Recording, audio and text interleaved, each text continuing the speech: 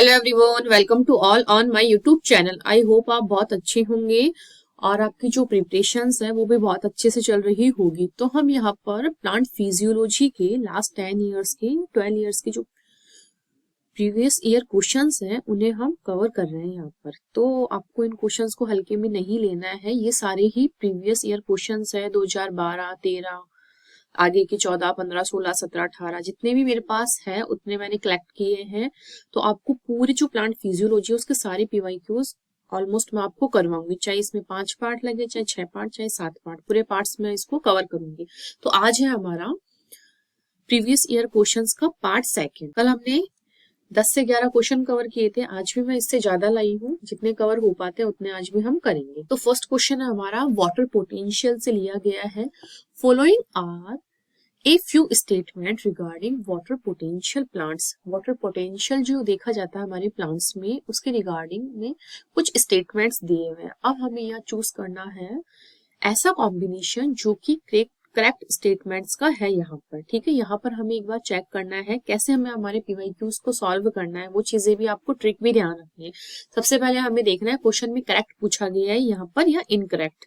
इस चीज का बहुत अच्छे से ध्यान, क्योंकि काफी बच्चों का ये रहता है कि मैम हमने इनकरेक्ट देखा नहीं, करेक्ट देखा नहीं। ठीक है, तो यहाँ सबसे पहले हमें देखना है कॉम्बिनेशन पूछा गया है करेक्ट स्टेटमेंट्स का।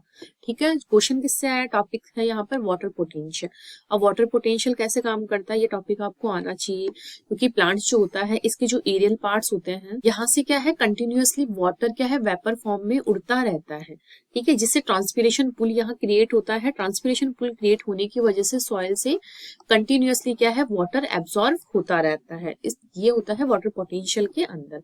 तो हम यहाँ पर अब देखते हैं solid concentration and pressure potential contribute to water potential of a plant cell in a given solid state. तो ये हमारा करेक्ट है, क्योंकि हमारा जो वाटर पोटेंशियल है उसको साई से हम डिनोट करते हैं।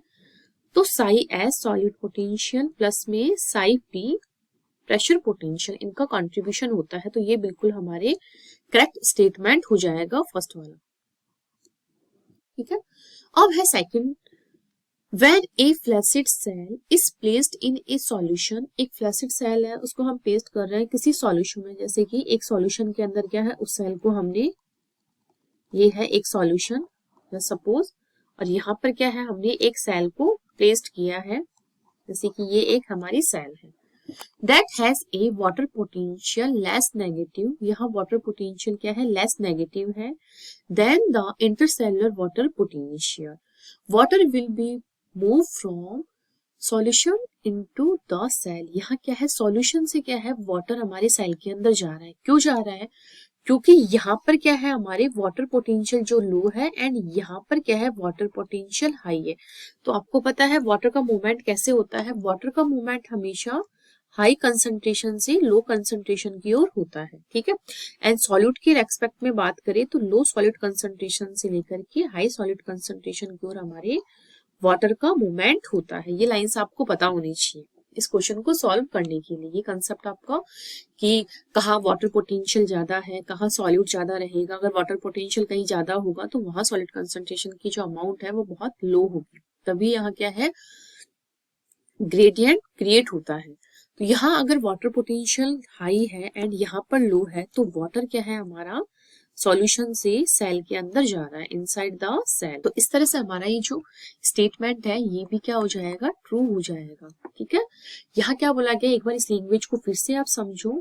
वाटर पोटेंशियल लेस नेगेटिव है हमारे कहाँ, सॉल्यूशन में। ठीक है, अब थर्ड स्टेटमेंट हम देखते हैं। यहाँ फिर से वही फ्लैसिड सेल है, दोनों कॉन्ट्राडिक्टरी स्टेटमेंट में आपको ये भी ध्यान रखना है, अगर सी सही होगा तो डी जो है वो हमारा इनकरेक्ट होगा, क्योंकि दोनों बिल्कुल करेक्ट नहीं हो सकता है, क्योंकि दोनों एक ही जैसे हैं, बस यहाँ लास्ट में इसकी जो कंडीशंस है वो चेंज हो रही है। और आपने ये देख लिया कि फर्स्ट स्टेटमेंट जो ए स्टेटमेंट हमारा सही है, तो बाकी के रिमेनिंग दो ऑप्शंस है वो हमारे एलिमिनेट हो जाएंगे। चीजों का भी ध्यान रखना है, एक स्टेटमेंट को हमने पढ़ा, दो ऑप्शंस को हमने एलिमिनेट कर दिया। ठीक है, सेकेंड स्टेटमेंट जो है हमारा थर्ड एंड सेकंड, ये दोनों कॉन्ट्राडिक्टरी स्टेटमेंट्स है, तो दोनों में से कोई एक ही सही होगा। तो हमने देख लिया बी स्टेटमेंट हमारा सही है, इस तरह से हम करेक्ट आंसर पर तो पहुंच गए। अब हम देखते हैं सी कैसे रॉन्ग है हमारा। यहाँ फिर से वही फ्लैसिड सेल है, उसको क्या है, solution that has a water potential में इसको क्या है पेस्ट किया। यहाँ क्या है, less negative than the intracellular potential, same वही का वही स्टेटमेंट है। Water will move out from cell into the solution, मतलब सेल से वाटर बाहर आ रहा है, जबकि ऐसा नहीं होगा क्योंकि ऊपर वाले स्टेटमेंट में हमने देख लिया अगर सॉल्यूशन का वाटर पोटेंशियल ज्यादा है, ठीक है, तो यहाँ मतलब वाटर ज्यादा है एंड सॉल्यूट कम है, एंड वाटर के अंदर क्या है, वाटर पोटेंशियल कम है एंड सॉल्यूट ज्यादा है, तो वाटर क्या करेगा, सॉल्यूशन को छोड़ करके सेल के अंदर आएगा। तो ये चीज हमारी बिल्कुल करेक्ट थी, इसलिए यहाँ क्या है, हमारी स्टेटमेंट सी जो है फॉल्स हो जाएगा।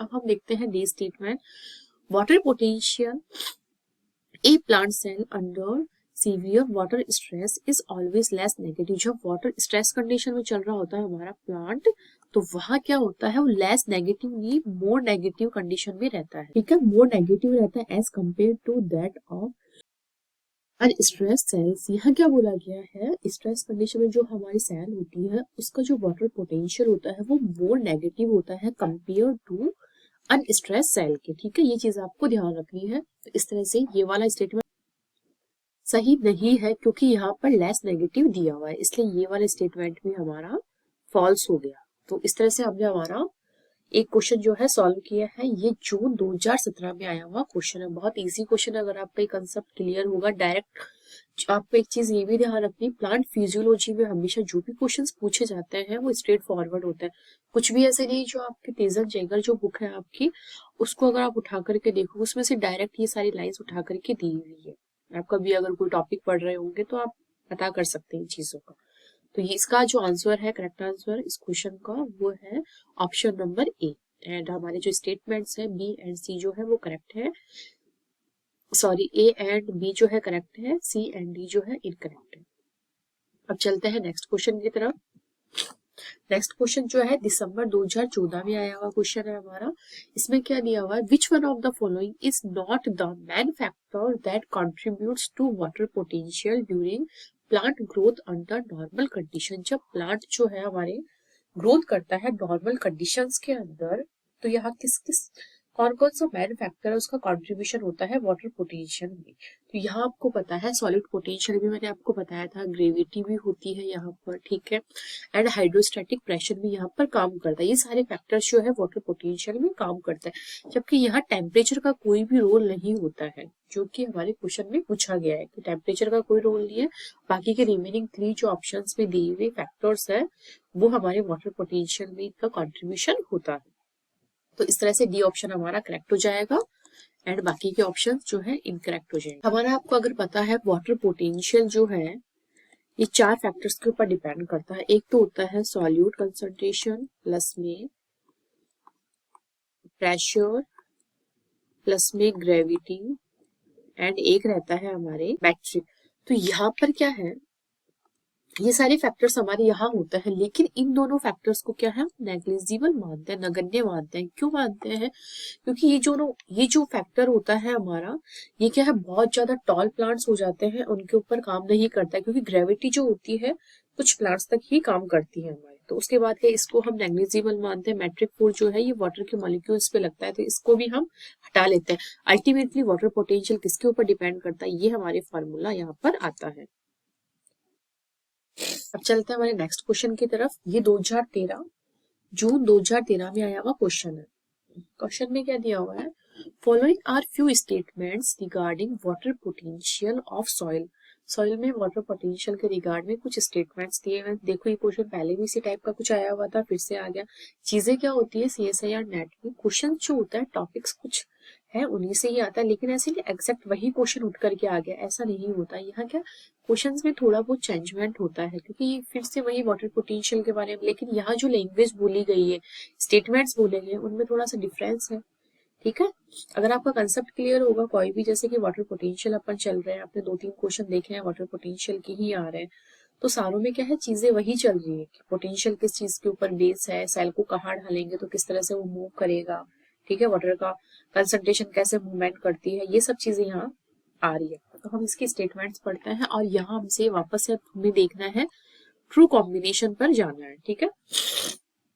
तो फर्स्ट स्टेटमेंट मैं पढ़ रही हूँ, the osmotic potential Sai S of soil water is generally negligible होता है एक्सेप्ट इन saline water, sorry saline soil. तो ये बिल्कुल ट्रू स्टेटमेंट है। क्यों है? क्योंकि हमारे जो ऑस्मोटिक प्रेशर होता है सॉइल वाटर के लिए वो नेग्लिजिबल होता है। क्यों रहता है? क्योंकि वो ऑलरेडी हमारे वाटर प्रेजेंट रहता है। जबकि जो सैलाइन सॉइल होती है, जो मतलब कि उसमें क्या वाटर की अमाउंट कम होता है, मतलब सैलाइन का मतलब क्या है, वह सॉल्ट होगा। जहां सॉल्ट है प्लस में अगर हम वाटर माने, अगर सॉल्ट बहुत ज्यादा है अमाउंट में, क्योंकि सैलाइन सॉइल है, तो यहाँ वाटर की कंसंट्रेशन कम होगी और इसकी कंसंट्रेशन कम होगी। सॉल्ट को हम सॉल्यूट मान सकते हैं, सॉल्यूट की कंसंट्रेशन अगर यहाँ ज्यादा है तो वाटर की कंसंट्रेशन यहाँ लो होगी, इसलिए ये एक्सेप्शन बोला गया है। ठीक है, तो इस तरह से हमारे स्टेटमेंट बिल्कुल करेक्ट होगा। अब है osmotic potential of saline soil is always more than zero, जबकि ऐसा नहीं होता है, ये हमेशा नेगेटिव जाता है, ये हमेशा नेगेटिव जाता है। तो इस तरह से ये स्टेटमेंट क्या है हमारे फॉल्स हो जाएगा। अब हमने देखा है ए स्टेटमेंट हमारा सही है, बी स्टेटमेंट हमारा रॉन्ग है, तो हम इसको भी काट सकते हैं। ए सही है, इसको भी काट सकते हैं, ए इसमें भी है और ए इसमें भी है। ठीक है, दो ऑप्शंस है जो हमारे एलिमिनेट हो चुके हैं दो स्टेटमेंट पढ़ने से। अब है in dry soil, dry soil है, आपको पता है बिल्कुल सूखी हुई सॉइल है, वहां पर हाइड्रोस्टैटिक प्रेशर जो है सॉइल वाटर का of soil water potential is always positive. ये पॉजिटिव बिल्कुल भी नहीं हो सकता है, ये जाएगा आपके नेगेटिव। क्यों जाएगा? क्योंकि यहाँ पर सॉइल बिल्कुल ड्राई हो चुकी है। अगर यहाँ ड्राई होगी तो वहाँ वाटर पोटेंशियल पॉजिटिव कैसे रह सकता है? बिल्कुल ये रह सकता है, क्योंकि ये ड्राई कंडीशन में है ना, तो वहाँ उसको और चाहिए होगा ना वाटर, तो यहाँ पॉजिटिव कैसे हो सकता है? ये चीज सोचने वाली है आपकी, आप सोचे तो, क्योंकि ड्राई कंडीशन में अगर यहाँ सॉइल चल रही है तो उसको और चाहिए होगा वाटर, और उस कंडीशन में जो हमारी सॉइल है या उसका पोटेंशियल जो है वाटर पोटेंशियल वो हमेशा नेगेटिव रहेगा। अगर यहाँ वाटर फिल्डेड सॉइल रहती तो ये इसको हम ऑलवेज पॉजिटिव मान सकते थे। ठीक है, तो इस तरह से सी स्टेटमेंट हमारा रॉन्ग हो जाएगा एंड ऑप्शन नंबर जो फर्स्ट है वो भी हमारा इनकरेक्ट हो गया। करेक्ट आंसर पर हम पहुंच चुके हैं। ऑप्शन नंबर जो डी है हमारा वो बिल्कुल करेक्ट आंसर होगा। अब है gravitational potential of soil water is always proportional to the height of the sorry tree. तो हमेशा ये डिपेंड करता है हमारे कितनी हाइट है हमारे ट्री की, अभी थोड़ी देर पहले ही मैंने आपको बताया था, इसलिए ये स्टेटमेंट हमारा बिल्कुल ट्रू हो जाएगा। ये 2013 में पूछा गया हमारा क्वेश्चन था, तो आपको आपके कंसेप्ट भी क्लियर हो रहे होंगे। अगर आपका कहीं कुछ लैग कर रहा होगा वो भी आपको याद आ रहा होगा कि हमने कैसे क्या क्या पढ़ा है क्या नहीं पढ़ा। ठीक है, इसलिए पीवाईक्यूज हम इसलिए करते हैं कि हमारी कोई चीज कहीं रह ना जाए। अगर हमने सब कुछ पढ़ लिया, सब कुछ कर लिया, उसके बाद हम पीवाईक्यूज इसलिए करते हैं कि वो टॉपिक हमें बहुत अच्छे से याद हो जाए। ठीक है, कंसेप्ट जो हमारे कहीं छूट रहे हैं वो हम क्लियर कर ले वापस से, इसलिए हम पीवाईक्यूज की प्रैक्टिस करते हैं। तो आई होप आपको ये क्वेश्चन बहुत अच्छे से क्लियर हुआ होगा। मिनरल डिफिशियंसी जो होती है, जैसे कि प्लांट्स में काफी सारे मिनरल्स होते हैं, कुछ मोबाइल मिनरल्स होते हैं और कुछ होते हैं हमारे इमोबाइल मिनरल्स। अब आपको ये ध्यान रखना है, जो इमोबाइल होता है एलिमेंट जो होते हैं, ये क्या करता है, यंगर लीफ जो होता है उसके अंदर, मतलब मोबाइल एलिमेंट्स की अगर डिफिशियंसी होती है तो सबसे पहले किसमें देखी जाती है, किसके अंदर विजिबल होती है या सीन होती है, वो होती है हमारे यंगर लीव्स में। और अगर इमोबाइल एलिमेंट्स की अगर डिफिशियंसी होती है तो वो देखी जाती है हमारे ओल्डर लीव्स में। ये आपको पता होना चाहिए।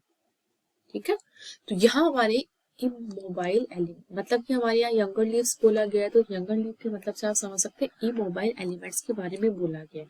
अब आपको पता होना चाहिए इमोबाइल एलिमेंट्स कौन से होता है, मोबाइल एलिमेंट्स कौन से होते हैं। तो हम बताएं मोबाइल एलिमेंट्स कौन कौन से होता है, calcium, sulphur, iron, copper, sorry copper नहीं जिंक है, and molybdenum, zinc and MO. तो ये है हमारे इमोबाइल एलिमेंट्स। तो ऑप्शन में हमारे यंगर लीव्स में अगर डिफिशियंस होती है कुछ मिनरल्स की, तो ऑप्शन के अकॉर्डिंग हमें जाना है, तो यहाँ कैल्शियम दिया हुआ है जो कि हमारा करेक्ट आंसर हो जाएगा। मोस्ट ऑफ, मतलब कि जो ये कैल्शियम है ये थोड़ा ज्यादा अमाउंट में इसकी डिफिशियंसी होती है, तो यंगर लीव्स में इसके सिम्टम्स देखे जाते हैं। जबकि जिंक भी आ जाएगा और मोलिब्डेनम भी, लेकिन सबसे ज्यादा अमाउंट वो होता है ना, जैसे कि हम 5 लोग हैं यहाँ 5 लोग खड़े हैं, लेकिन वो होता है ना कि 2-3 लोग अगर एब्सेंट भी हो गए तो काम चल जाएगा, लेकिन कंपनी का अगर मैनेजर ही एब्सेंट है तो काम नहीं चलता। उस हिसाब से क्या है, कैल्शियम का बहुत ज्यादा रोल होता है यंगर लीव्स के अंदर। तो ये अगर एब्सेंट होता है तो काफी ज्यादा डिफिशियंसी देखने को मिलती है यंगर लीव्स में। तो ये 2018 में आया हुआ हमारा क्वेश्चन। अब है हमारा दिसंबर 2018 में आया हुआ क्वेश्चन है, फिर से ये फ्लोएम से लिया हुआ है, फ्लोएम ट्रांसलोकेशन जो होता है उससे। Which one of the following components expected to be most abundant in the phloem sap of a plant. तो कौन होता है सबसे ज्यादा अबंडेंट अमाउंट में प्रेजेंट फ्लोएम सैप के अंदर? तो वो होता है शुगर्स, क्योंकि कार्बोहाइड्रेट्स ही जो होती है वही तो बनती है हमारे फोटोसिंथेसिस की प्रोसेस के थ्रू, वो फूड के फॉर्म में एसिमिलेट होता है हमारे, ये चीज आपको पता है। तो यहाँ होता है शुगर्स, शुगर्स में जैसे सुक्रोज जो होता है ये होती है, तो बाकी के हम एलिमिनेट कर सकते हैं। अब है हमारा यही फिर से फ्लोएम ट्रांसलोकेशन से है क्वेश्चंस। तो फ्लोएम अब यहाँ हम पढ़ते हैं क्वेश्चन में क्या बोला गया है। Sleeve elements of phloem conduct sugar and other organic minerals throughout the plant, ठीक है। The following statements were made about characteristics of sleeve elements in seed plants, ठीक है। तो हम यहाँ कुछ statements दिए हुए हैं। Sleeve elements of phloem conduct करता है sugars को and organic materials को throughout the plant, ठीक है। तो हम statement पढ़ते हैं and हमारा correct combination कौन सा है वो हम देखते हैं। तो यहाँ हमें कौन सा कॉम्बिनेशन बताना है, करेक्ट कॉम्बिनेशन बताना। अब यहाँ पर 3-3 का कॉम्बिनेशन है, तो आपको ध्यान रख के चलना है। फर्स्ट स्टेटमेंट अगर हम पढ़े तो फर्स्ट स्टेटमेंट क्या है, angiosperms contain sleeve plate pores. तो आपको पता है स्लीव प्लेट पोर्स जो होते हैं वो हमारे एंजियोस्पर्म में प्रेजेंट रहते हैं। तो इस तरह से ये हमारे करेक्ट है, तो इस ऑप्शन में नहीं है। फिर है there are no sieve plates in gymnosperm, ठीक है। यहाँ क्या है, स्लीव प्लेट पोर्स प्रेजेंट है, जबकि यहाँ नहीं है जिम्नोस्पर्म में, तो ये भी हमारे करेक्ट हो जाएगा। अब ए भी करेक्ट है, तो ए भी यहाँ नहीं है, ठीक है। P proteins are present in all eudicots and many monocots. तो आपको पता है जो एंजियोस्पर्म होता है उसके अंदर क्या है, जो डाइकोट प्लांट है एंड हमारे जो मोनोकोट प्लांट है इनके अंदर क्या है, मोनोकोट, इनके अंदर क्या है, हमारे पी प्रोटीन्स प्रेजेंट रहते हैं। तो ये भी हमारे करेक्ट स्टेटमेंट हो जाएगा।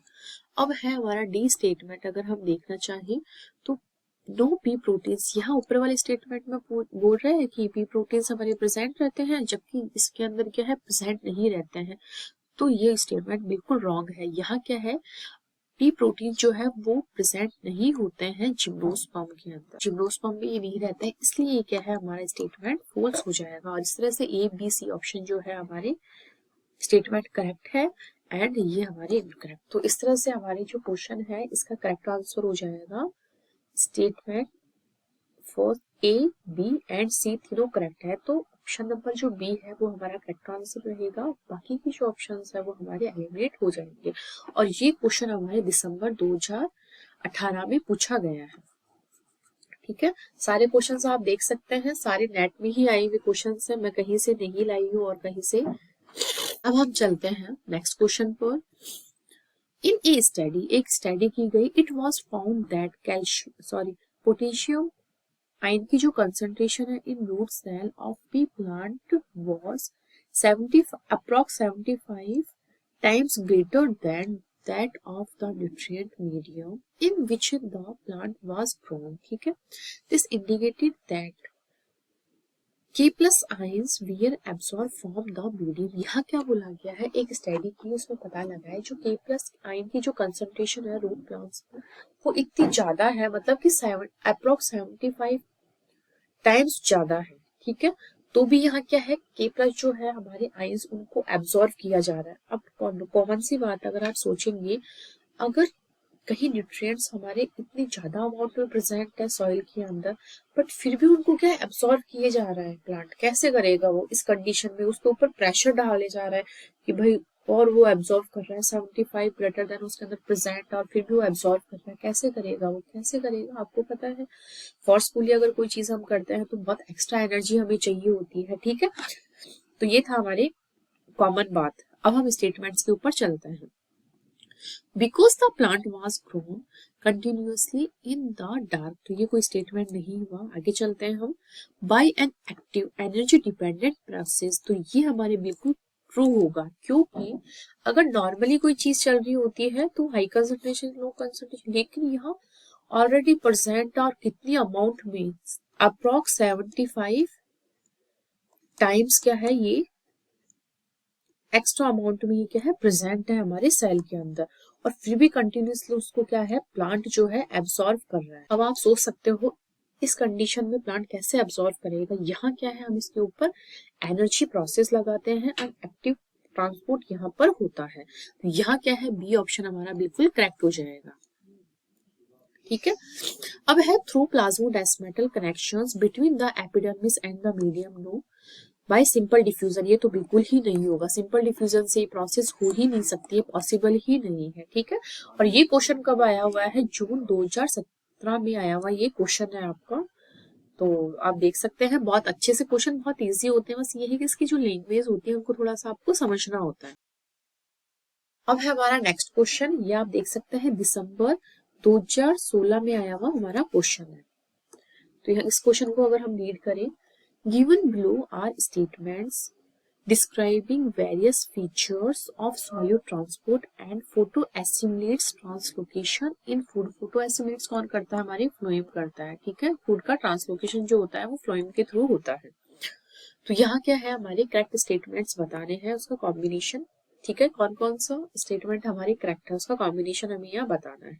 ठीक है, तो फर्स्ट स्टेटमेंट अगर हम पढ़े तो फर्स्ट स्टेटमेंट था हमारे, apoplastic phloem loading of sucrose happens between cells with no plasmodesmatal connection. तो आपको बिल्कुल करेक्ट है स्टेटमेंट, क्योंकि एपोप्लास्टिक जब रन होता है एपोप्लास्टिक पाथवे, तो वो प्लाज्मोडेस्मेटल कनेक्शन नहीं बनाता है, वो मेम्ब्रेन के चारों ओर से ही जाता है, जो उसमें स्पेस रहता है वहीं से जाता है, ना कि प्लाज्मोडेस्मेटल कनेक्शंस के थ्रू। तो ये हमारे बिल्कुल करेक्ट हो जाएगा। अब आपको पता है हमारा अगर ए स्टेटमेंट करेक्ट है तो जिसके अंदर ए नहीं है वो ऑप्शन हम एलिमिनेट कर सकते हैं। अब है सेकंड ऑप्शन हमारा, ग्रोइंग स्टेटमेंट सेकंड में पढ़ रही हूँ, growing vegetative sinks example young leaves and roots usually undergo symplastic phloem unloading. तो ये स्टेटमेंट भी हमारा बिल्कुल करेक्ट होगा। जो ग्रोइंग वेजिटेटिव सिंग्स होता है यूजुअली वो सिम्प्लास्टिक फ्लोएम अनलोडिंग ही करता है। ठीक है, तो बी हमारा करेक्ट हो गया। तो ऑप्शन नंबर जो डी है वो हमारा करेक्ट आंसर हो जाएगा। अब सी ऑप्शन अगर हम पढ़ें तो सी ऑप्शन में क्या दिया हुआ है, movement of water between the phloem and xylem occurs only at the source and sink region, जबकि ऐसा नहीं होता है। मूवमेंट जो होता है वाटर का between the phloem and xylem occurs only at the source and sink region, ये ऐसा नहीं है सोर्स से सिंक में ही इसका अगर मूवमेंट होता तो और पार्ट्स में कैसे जाएगा, नहीं जाता। ठीक है, तो इसलिए ये स्टेटमेंट हमारी फॉल्स हो गया। डी ऑप्शन हमारा सॉरी स्टेटमेंट हमारा, सिर्फ प्लास्टिक लोडिंग होती है शुगर्स की into the phloem occurs in the absence of, no यहाँ एब्सेंस नहीं प्रेजेंस आएगा तब ये स्टेटमेंट हमारा करेक्ट होगा, क्योंकि यहाँ प्लाज्मोडेस्मेटल कनेक्शन बनता है जबकि यहाँ एब्सेंस बोला गया है। तो ये स्टेटमेंट भी हमारे क्या हो जाएगा, फॉल्स हो जाएगा। इस तरह से हमारे सारे स्टेटमेंट्स जो है रॉन्ग है, only A and B statement जो है वो करेक्ट है, और इस तरह से हमारा ऑप्शन नंबर जो डी है वो इसका करेक्ट आंसर हो जाएगा। और ये दिसंबर 2016 में आया हुआ हमारा क्वेश्चन है। अब हम चलते हैं हमारे नेक्स्ट क्वेश्चन में, ये वही फिर से फ्लोएम का ही क्वेश्चन है और ये दिसंबर 2015 में आया हुआ क्वेश्चन है। तो क्वेश्चन में क्या दिया हुआ है, the photosynthetic assimilation of atmospheric CO2 by leaves in sucrose and starch as end product of two gluconeogenic pathways, यहाँ ठीक है पाथवे काम करते हैं, दैट आर फिजिकली सेपरेटेड रहते हैं ये। Which one of the following combinations of cell organelle are involved in such physical separation of the process? तो यहाँ क्या बोला गया है, ये जो फिजिकल सेपरेशन होता है तो कौन कौन सा मतलब कि सेल ऑर्गेनेली होते हैं यहाँ पर इन्वॉल्व, सुक्रोज बनता है, स्टार्च बनता है, एंड प्रोडक्ट कौन से दो ग्लूकोनियोजेनिक पाथवे यहाँ काम करते हैं। लेकिन यहाँ क्या है, ऐसा कॉम्बिनेशन बताओ सेल्स का, सेल ऑर्गेनेली का जो कि सच फिजिकल सेपरेशन होता है ऑफ द प्रोसेस। ठीक है, यहाँ हम देखते हैं कौन कौन से ऑर्गेनेली है। तो सुक्रोज जो है वो हमारे साइटोसोल में बनता है, ये तो बिल्कुल करेक्ट ऑप्शन है हमारा, सुक्रोज इन साइटोसोल। ठीक है, बट जो स्टार्च होता है वो माइटोकॉन्ड्रिया में नहीं बनता है। ठीक है, तो इसलिए ये ऑप्शन हमारा इनकरेक्ट है। Sucrose chloroplast no, sucrose mitochondria no, sucrose बनता है हमारे साइटोसोल में, जबकि स्टार्च जो है वो बनता है हमारे क्लोरोप्लास्ट में। तो ऑप्शन नंबर जो डी है वो हमारे करेक्ट आंसर हो जाएगा। यहाँ हमें सेल ऑर्गेनेली अगर पता है कि सुक्रोज कहाँ बनता है, स्टार्च कहाँ बनता है, सुक्रोज क्यों है ये साइटोसोल में क्यों रहता है, क्योंकि ये एक नॉन रिड्यूसिंग शुगर होता है, और रिड्यूसिंग शुगर होती है हमारे सुक्रोज, और स्टार्च जो होता है ये स्टोर फॉर्म में हमारे क्लोरोप्लास्ट में रहता है, इसलिए इसको स्टार्च फॉर्म में कन्वर्ट करके रखा जाता है। इसलिए ऑप्शन नंबर जो डी है वो हमारा करेक्ट आंसर हो जाएगा। नेक्स्ट क्वेश्चन है, Which one of the following components is generally translocated in the phloem? कौन सा कंपोनेंट है जो जनरली ट्रांसलोकेटेड होता है? जस्ट अपन ने पीछे वाले क्वेश्चन में देखा है, सुक्रोज जो होता है ये जो पाउड है ये ट्रांसलोकेटेड होता है जनरली। ठीक है, तो बाकी के ऑप्शन हमारे कट जाएंगे। अभी हमने देखा था, पिछले क्वेश्चन में भी था, और ये 2015 जून में आया हुआ क्वेश्चन है। अब है ये हमारे 2015 में आया हुआ, जून 2015 में आया हुआ क्वेश्चन है। अगर हम इसको पढ़े, क्वेश्चन में क्या दिया होगा, carbohydrate synthesize by photosynthesis are converted into sucrose and transport होती है by phloem to other parts of the plant. ठीक है, आपको पता है the following aspects are associated with sucrose unloading in phloem and its transport. ठीक है, हमारे क्या है, फोटोसिंथेसिस के थ्रू कार्बोहाइड्रेट जो होता है, जनरली कौन सी शुगर बनती है, यहाँ पर सुक्रोज बनती है, ये ट्रांसपोर्ट होती है फ्लोएम के थ्रू प्लांट्स के अदर पार्ट्स में। ठीक है, अब यहाँ कुछ स्टेटमेंट्स हैं वो हमें बताना है, करेक्ट कॉम्बिनेशन यहाँ हमसे पूछा गया है। ठीक है, तो यहाँ हमें करेक्ट बताना है। अगर हम पढ़े, both reducing and non reducing sugars are transported efficiently through phloem. अभी जस्ट मैंने आपको थोड़ी देर पहले ही बताया, सुक्रोज क्या है हमारी, ये एक टाइप की नॉन रिड्यूसिंग शुगर होती है, जबकि रिड्यूसिंग शुगर का ट्रांसपोर्ट नहीं होता है, इसलिए ये स्टेटमेंट हमारे क्या हो जाएगा, रॉन्ग हो जाएगा। ए स्टेटमेंट हमारा रॉन्ग है, तो जहां जहां ए है उसको हम एलिमिनेट कर देंगे। ये लो, एक स्टेटमेंट से हमारा क्वेश्चन सही, और पूछा भी क्या है, रिड्यूसिंग और नॉन रिड्यूसिंग शुगर। तो आपको पता है सुक्रोज जो होता है हमारा नॉन रिड्यूसिंग शुगर होता है, वो ही क्या इफिशिएंटली ट्रांसपोर्ट किया जाता है, तो ए ऑप्शन हमारा इनकरेक्ट है। ठीक है, बाकी के देखते हैं statement. Sucrose uploading can be both symplastic and apoplastic pathway. ठीक है, सही है। जो रूट होता है फ्लोएम का अपलोडिंग का इस मेसोफिल, ठीक है, phloem parenchyma, companion cell and sieve tubes, ये बिल्कुल करेक्ट है हमारा विश। जो रूट होता है वो, ये सबसे पहले मेसोफिल, फिर parenchyma, companion cell and sieve tubes. ठीक है, फिर है transport in sieve tubes is as per the pressure flow model. यहाँ क्या है, प्रेशर मंच के थ्रू दिया हुआ ये मॉडल था, प्रेशर फ्लो मॉडल। ठीक है, इन्होंने ही बताया था कैसे ट्रांसपोर्ट होता है। तो इस तरह से ऑप्शन नंबर जो हमारा बी है वो करेक्ट आंसर हो जाएगा, और बाकी का ऑप्शन हम एलिमिनेट कर देंगे, और स्टेटमेंट जो ए है वो हमारा इनकरेक्ट है। बाकी के रिमेनिंग सारे स्टेटमेंट जो है वो हमारे करेक्ट हो जाएंगे। ये थे हमारे आज के क्वेश्चंस, आज के लिए इतना ही काफी है। अब हम नेक्स्ट क्लास में बाकी के रिमेनिंग क्वेश्चंस करेंगे। आई होप आपको यहाँ तक सारे क्वेश्चंस बहुत अच्छे से क्लियर हुए होंगे। फिर भी अगर आपको कोई डाउट लगता है कि ये क्वेश्चन हमारा अच्छे से क्लियर नहीं हुआ है, तो आप कमेंट सेक्शन में कमेंट कर सकते हैं। नेक्स्ट क्लास में उसका वापस से और आपको क्लियर कर दूंगी, अगर आपको कहीं कोई डाउट रहता है तो। अगर अभी तक आपने चैनल को सब्सक्राइब नहीं किया है तो प्लीज इसे लाइक कीजिए, सब्सक्राइब कीजिए, ज्यादा से ज्यादा लोगों को शेयर कीजिए। Thank you.